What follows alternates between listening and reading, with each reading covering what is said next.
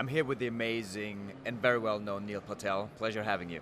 I would like to go a little bit deeper on what you do and what you have built. I think that's a very inspiring story. Maybe you can try to summarize. Yeah, so I started off as a 16-year-old entrepreneur. I was trying to find a job online. I couldn't find one. But at the job site that I was on, I realized it was called Monster.com. They were making hundreds of millions of dollars. So I thought as a kid, I can't find a job, might as well copy them. And if I make 1% of what they make, I'll be rich. I created a website, paid some people, and it went up, and I wasn't making any money. 2 reasons. 1, I didn't accept payments online, and it was a lot harder back then. And 2, I didn't realize that you throw up a website and no one comes to it. So I paid a few marketing firms with all the money I saved from cleaning restrooms and toilets. And then from there, I got burned and ripped off. They didn't provide any results. So I was broke. I had no choice but to learn marketing on my own. I got good at it. I started ranking, getting a lot of traffic. I ended up eventually figuring out advertising and things like that. Still didn't make any money, but I got good at the traffic generation part. Okay. And then from there, I started driving traffic to other corporations, and that's how I started my career. Okay, fantastic. So I would love to speak about one topic specifically, and that's landing pages. So you know so much about landing pages just because you work with so many companies and do so much analysis on landing pages. What would be your top 5 things to look at when you create landing pages or optimize them? 1, answer objections. Everyone's like, how can I dupe people into buying? But answering objections, which is what issues people have before they buy, is the quickest way to get a sale. Okay, number 2. 2, focus on the headline. 8 out of 10 people will read your headline, only 2 out of 10 will read the rest of the copy. If the headline isn't evoking curiosity or having some stats or some data or really like punching, you're gonna lose a lot of people right there. Do you always use sub-headlines as well, and how important are they? Yes, almost always I use sub-headlines. Okay. And they're very important, and we found that you can get some extra copy in, because once you catch someone with a headline, the sub-headline can bait them a bit more, or encourage them a bit more, or hook them a bit more. Bait's probably a bad word, but hook them a bit more so they read the rest of your copy. Okay, 3. 3, people go to your landing pages and they won't always buy. Majority of your customers won't buy. So no matter how much you optimize them.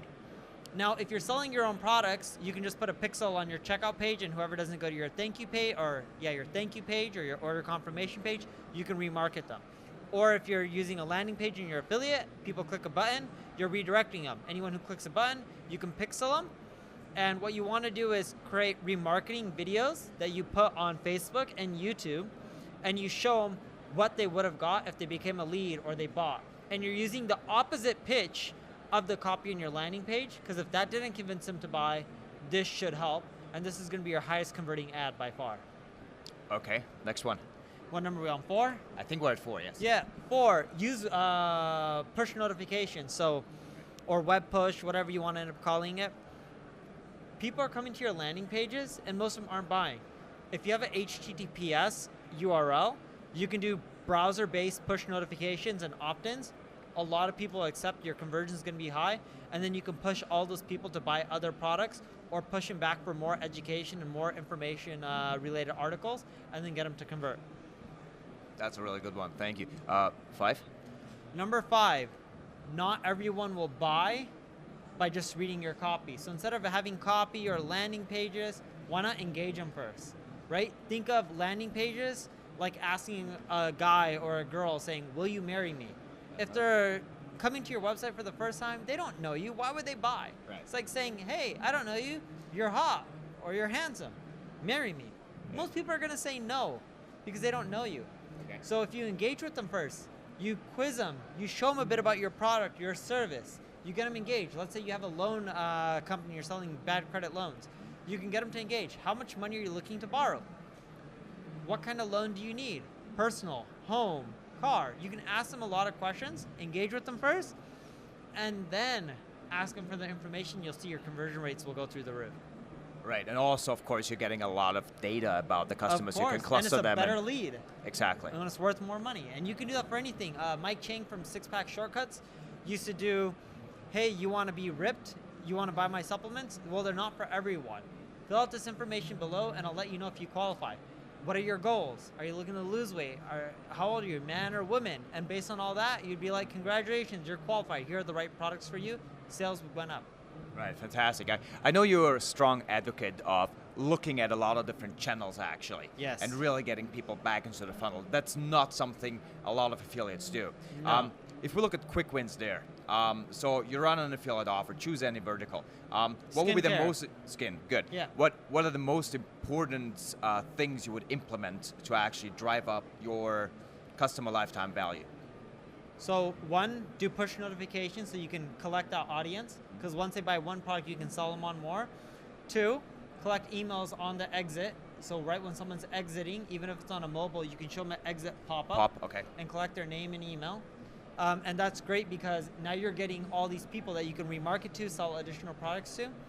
Three, you want to make sure there's upsells and downsells. If there isn't, tell whatever company that you're promoting, hey, add in upsells and downsells.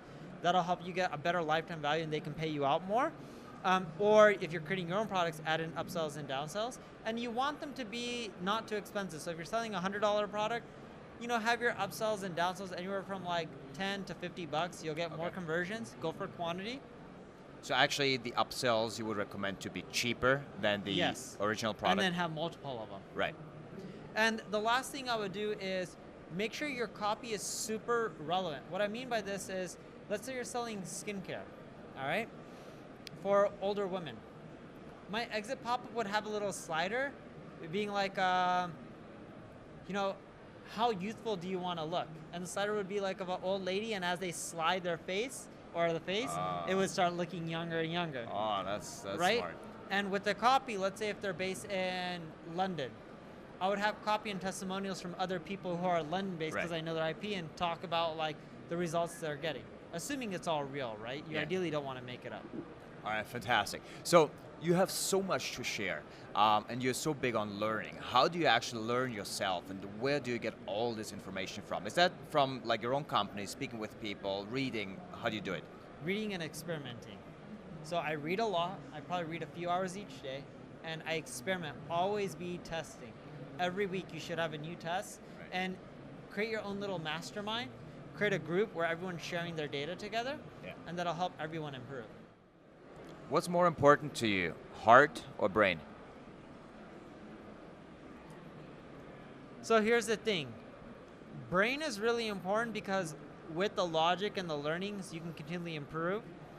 And I've seen it. I was at another event a few weeks ago, and there was a lot of people in there with brains, and they're making a lot of money, like 8 figures a year. But the problem when there's no heart, they start talking to me like, oh, I want to go create this new company and quit and do something else.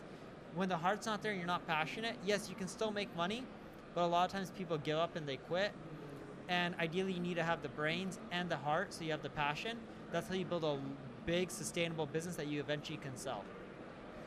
So speaking about passion, what are you passionate about, and what will you start pushing next year and after that?